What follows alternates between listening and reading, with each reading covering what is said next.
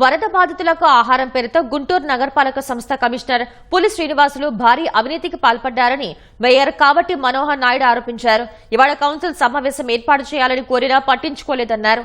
Council సమావేశం ఏర్పాటు చేయకపోయినా వైసీపీ కార్పొరేటర్లు మేయర్తో కలిసి నగరపాలక సంస్థ కార్యాలయానికి వచ్చారు. ఆ సమయంలో కౌన్సిల్ హాల్లో కమిషనర్ ఉద్యోగులతో స్వచ్ఛ భారత్ పై సమావేశం నిర్వహిస్తున్నారు.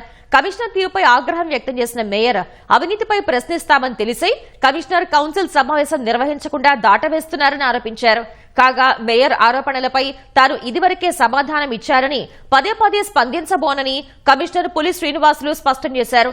నగరపాలక సంస్థలో జరిగిన కొన్ని అక్రమాలపై ప్రత్యేక ఆడిట్ చేయిస్తున్నట్లు వెల్లడించారు.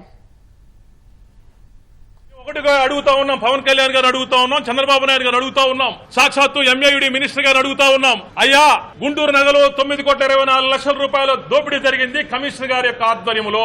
సరే, మమ్మల్ని పిలవకపోతే పిలవపోయాడు. ఏమండి, 9,24,00,000 రూపాయల నిధులు మంజూరయ్యేటప్పుడు కనీసం ఒక్క సమాచారం శాసనసభ్యురాలకు తెలియాలి కదండి. తూర్పు నియోజకవర్గ శాసనసభ్యుడు ఆయనకి తెలియాలి కదండి. జిల్లా అధికారి అయ్యుండి కలెక్టర్ గా పనిచేసినటువంటి ఆయనకి అన్నా తెలియాలి కదండి. కేంద్ర మంత్రి గారికి అన్నా తెలియాలి కదండి.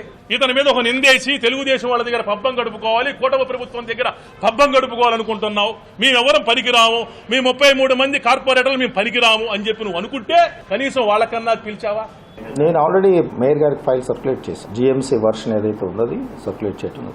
ఏ కుంభకోణం కూడా బయటపడకుండా ఉండదు. ఎందుకంటే మీ అందరు తెలియాల్సిన విషయం, special audit is going on in GMC because 80 lakhs worth ఒక కాంట్రాక్టర్కి చెల్లించాల్సిన పేమెంట్స్ ఇంకొక కాంట్రాక్టర్ పే చేశారు. అంటే ఎవరో తెలియదు వాళ్ళు. మరి ఇన్ని చెక్స్ ఉన్నప్పుడు అలా ఎలా జరుగుతుంది?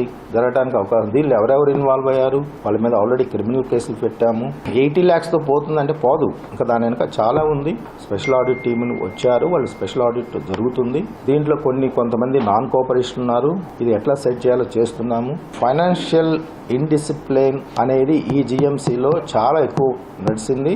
అదంతా కూడా కంట్రోల్ చేయాల్సిన బాధ్యత యాజ్ ఎ కమిషన్ నాకుంది. కాబట్టి డెఫినెట్ గా తప్పు చేసిన వాళ్ళు ఎవరూ కూడా ఎస్కేప్ అవడానికి ఛాన్సెస్ లేవు.